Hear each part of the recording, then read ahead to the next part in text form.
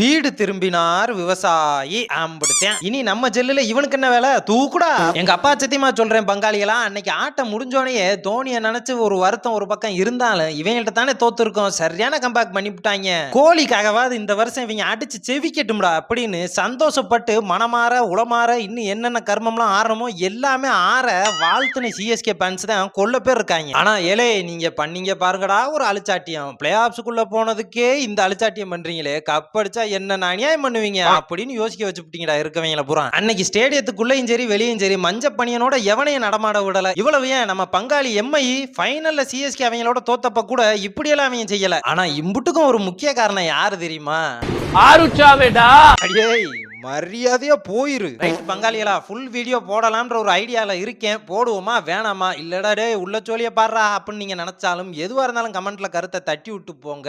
வீடியோக்கு like follow அப்படித்தான் வர்றேன்.